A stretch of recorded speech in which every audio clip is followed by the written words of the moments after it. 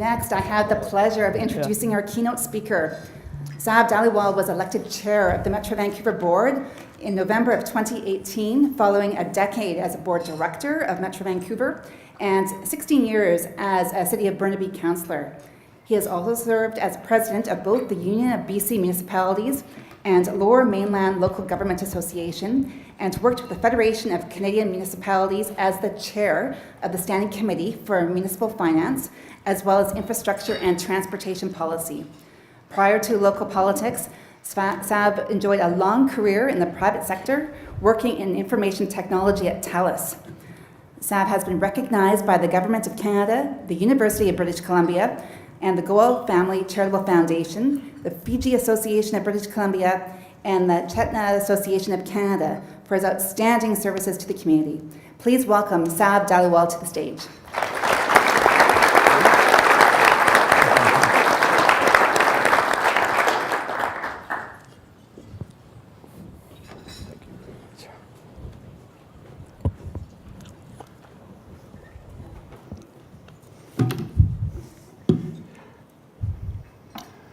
Thank you, Laurie, for that kind introduction. Good afternoon, and thank you to the Greater Vancouver Board of Trade for inviting me to speak with you today.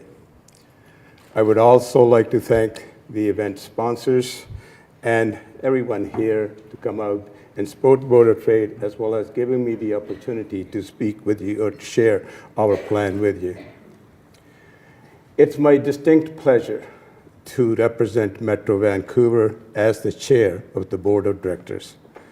Some of them have been already been introduced, but I just wanted to take just a moment to recognize them, because these four individuals work with me. I rely on their guidance and their advice every day in my job. So thank you for being here. Mayor Burnaby, Mayor Manmore, Richmond Mayor Malcolm Brody, and of course, our board vice chair, Linda Buchanan. Thank you.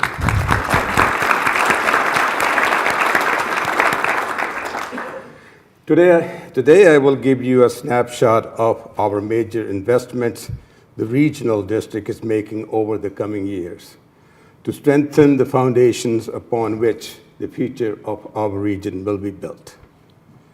At Metro Vancouver, we provide the services that underlie a livable region. In delivering all of our services, we strive for reliability, affordability, and sustainability. To give you a brief overview of our services, we have a very short video for you. Please turn your attention to the screen.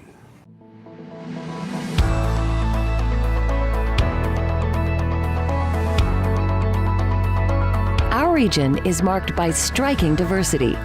It shows in our landscape with its dramatic contrasts.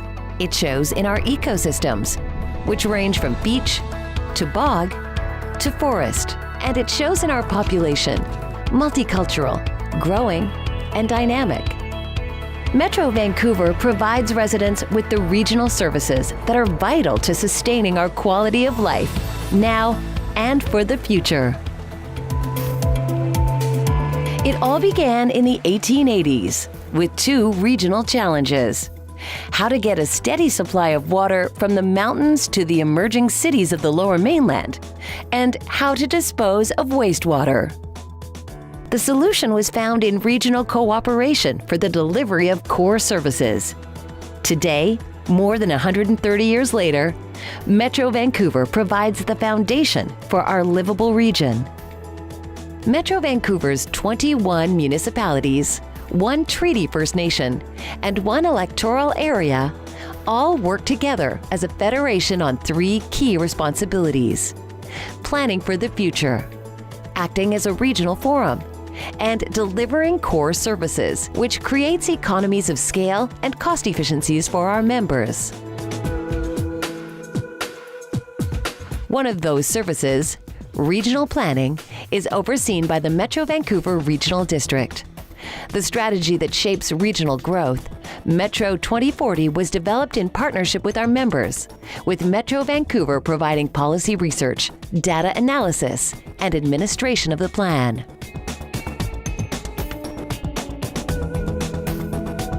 The provision of good data informs all of our services, and that includes providing 1 billion liters of clean, safe drinking water each day to the region. Through the Greater Vancouver Water District, Metro Vancouver protects and maintains 3 watersheds, treats the water from these reservoirs, and then delivers that clean, safe water to municipal facilities through a vast network of pipes and pumping stations. Through the Greater Vancouver Sewerage and Drainage District, Metro Vancouver operates 5 wastewater treatment plants that handle enough wastewater to fill BC Place Stadium daily. Our goals are to protect public health and the environment, use wastewater as a resource, and minimize treatment costs.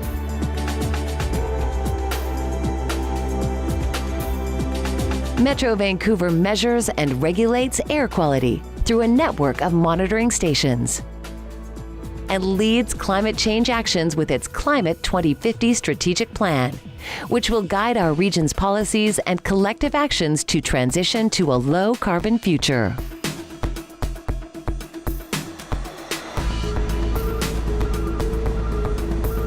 Metro Vancouver's transfer stations handle all the solid waste collected in our region. The goal is to reach an 80% recycling rate. Metro Vancouver is committed to zero waste and uses policy to keep items such as food scraps out of the waste stream. Behavior change campaigns help residents take positive actions toward waste reduction. Controlling what goes into our waste stream also promotes a robust recycling sector. Metro Vancouver also protects and preserves nature with its 32 regional parks, greenways, and natural areas. Together, these parks have more than 12 million visits per year. And through the Metro Vancouver Housing Corporation, Metro Vancouver provides affordable housing to thousands of residents. Collaborative decision-making with our members is at the center of Metro Vancouver's work. This framework enables our region to come together for collective goals. This includes planning now for future population growth and potential earthquakes. The delivery of efficient core services and decisions made with a regional perspective are vital to achieve our common vision of a prosperous and sustainable region. There are serious challenges before us: a growing population, a changing climate, and an evolving economy, demanding collaboration and an openness to innovation so we can successfully tackle these issues together. The simple idea of regional cooperation, which started a century ago, is still our greatest strength today. Metro Vancouver's commitment is to deliver the services and solutions for a livable region, the region we call home.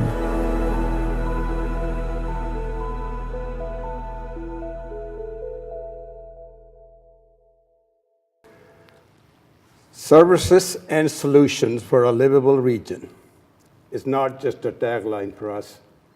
It's what our citizens expect from us. It's what we endeavor to deliver every day. As you can see, our plans, policies, and legislative authorities allow us to work from a place of strength. They arm us with effective tools to take care of people's basic needs and to sustainably manage growth. But we cannot be complacent. We are actively working to make sure we can continue to maintain and enhance the quality of life and deliver the best value for money well into the future.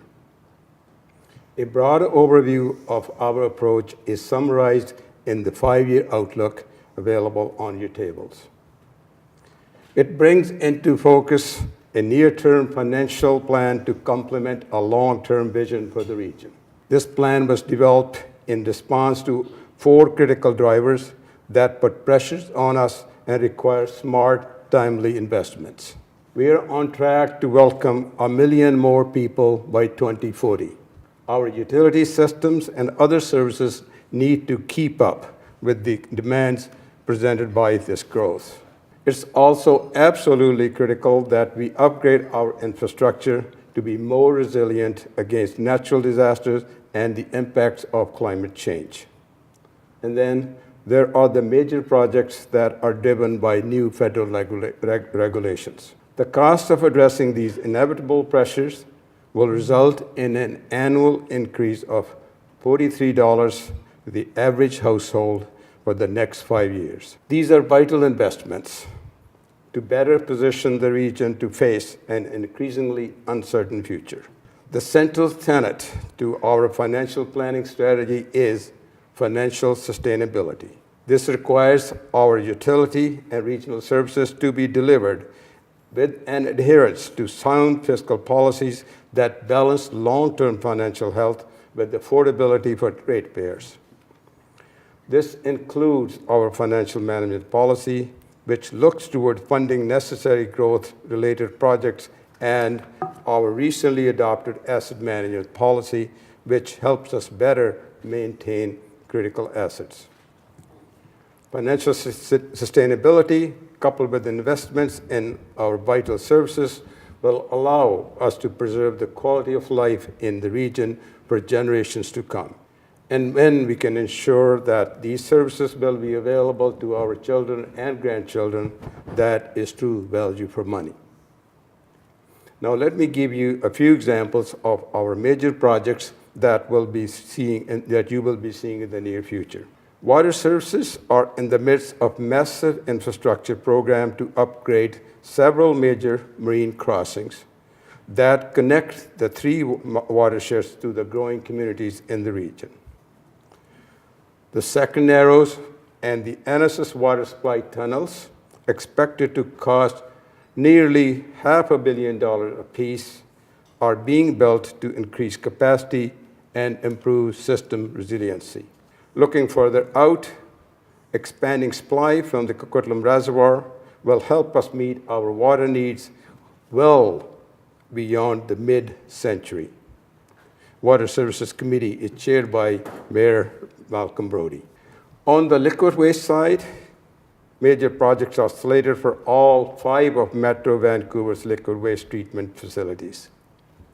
These projects are driven by the need to meet growing demand, to comply with new regulations, and to maintain existing infrastructure. The Northwest Langley wastewater treatment plant, for example, will see $1.3 billion expansion that will increase the capacity by 7-fold to serve Maple Ridge and Pitt Meadows in addition to the township of Langley. The Liquid Waste Committee is chaired by Coquitlam Mayor Richard Stewart. Our Zero Waste Committee, chaired by the Township of Langley Mayor Jack Froese, is responsible for waste reduction and recycling planning, overseeing a capital budget totaling $210 million, including $42.3 million for a new recycling waste drop-off facility in Surrey, $70.2 million for the Coquitlam transfer station replacement, and $82 million for upgrade to the waste-to-energy facility in Burnaby.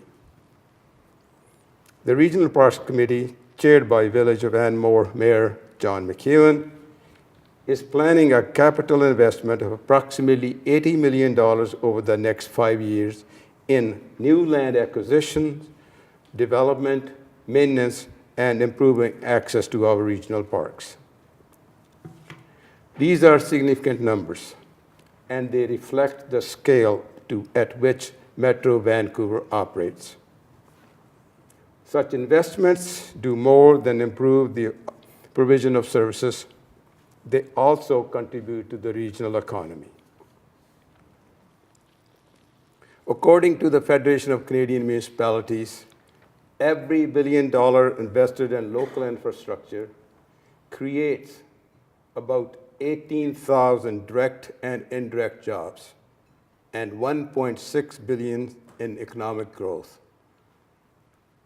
With an estimated $5.5 billion in capital spending over the next 5 years, there will be significant economic benefits for the region and ample opportunities for local businesses. And add to that another approximately $5 billion in operating expenses, which is payroll and local procurement, is $10.5 billion over the next 5 years, and that's quite an investment in the region. Don't know very many other projects that will spend 5 years, $10.5 billion. And there's more to our plans than the big ticket capital projects for our core services. I will highlight some of these regional services that contribute to the region's prosperity and livability and address some of the most pressing issues. As we all know, one of the biggest challenges in the region is housing affordability. Our housing committee is chaired by the City of Burnaby Mayor Mike Hurley, is exploring ways to address affordability issues. Metro Vancouver Housing is the second largest affordable housing agency in the region, providing homes for over 9,000 people at 49 sites.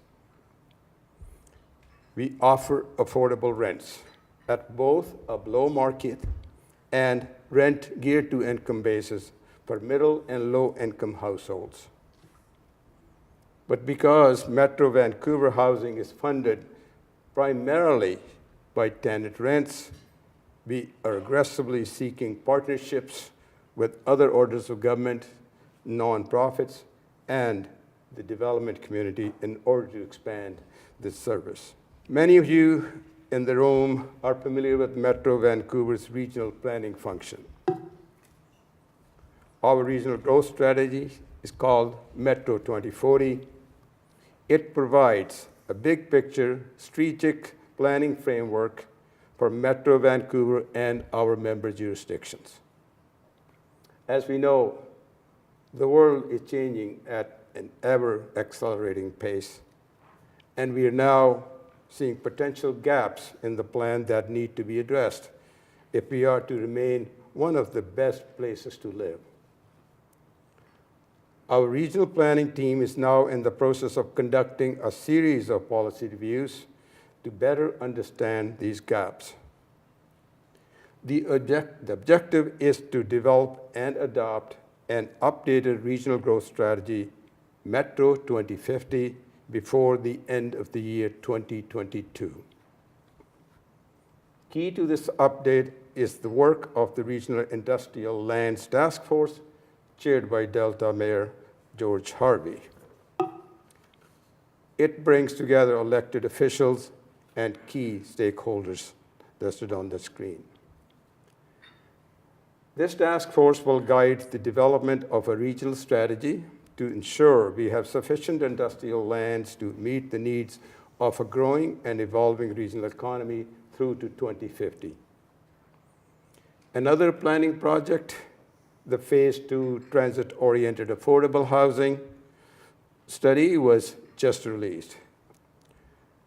This report highlights innovative ideas and policy tools such as revolving loan fund that cities can use to encourage more affordable housing near transit.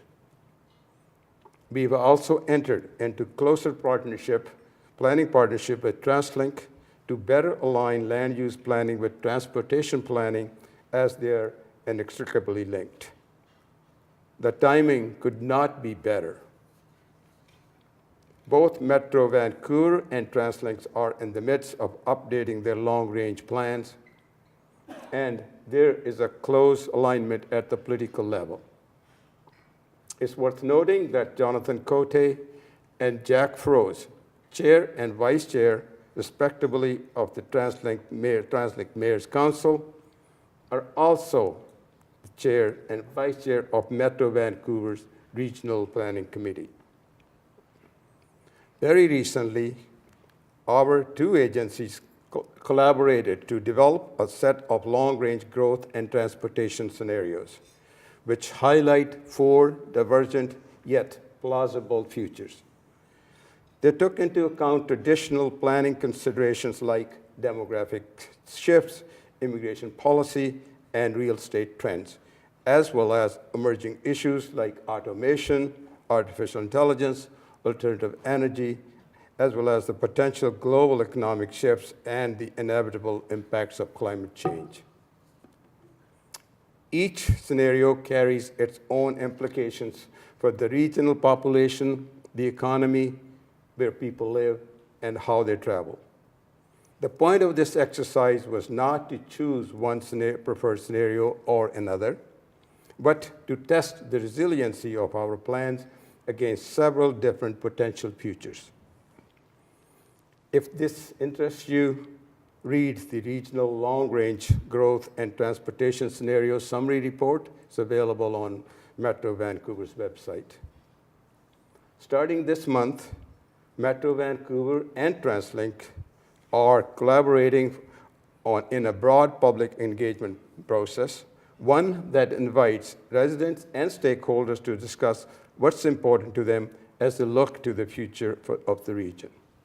The intent is to establish a shared vision and values that will inform the development of the new regional transportation and regional growth strategies. I encourage you all to participate. Metro 2050 will also reflect Metro Vancouver's recent work on Climate 2050 strategy, which considers all of our climate-related plans and policies and significantly strengthens our climate mandate. We recognize that no matter how well we reduce greenhouse gas emissions, our infrastructure must be able to withstand the inevitable impacts of climate change, like rising sea levels, stronger and more frequent weather events, and prolonged droughts. As you can see, Metro Vancouver's commitment to the highest quality standards has significantly contributed to making our region one of the most livable in the world.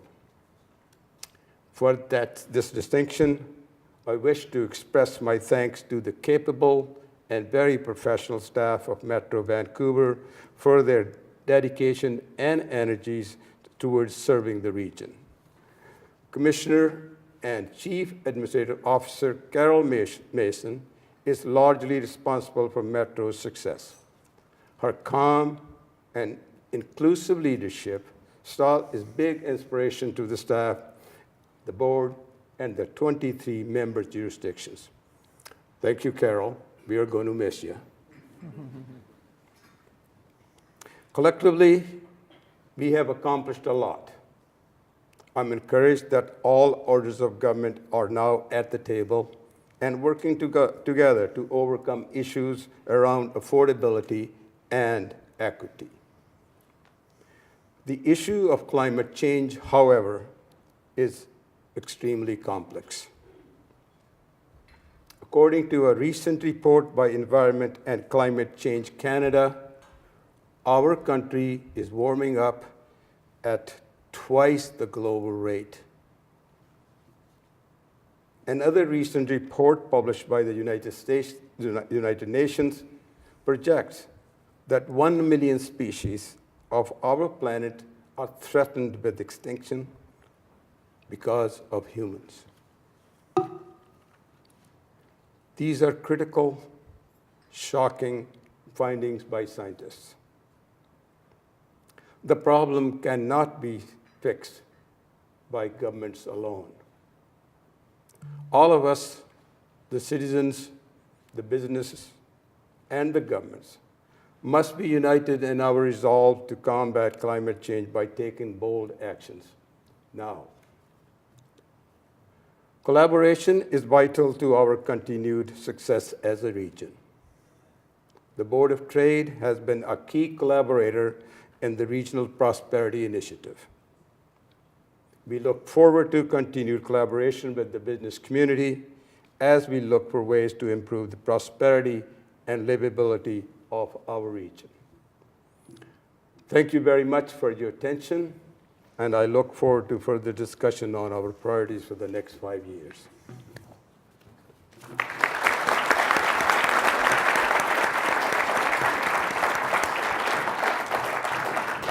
Thank you so much, Sab.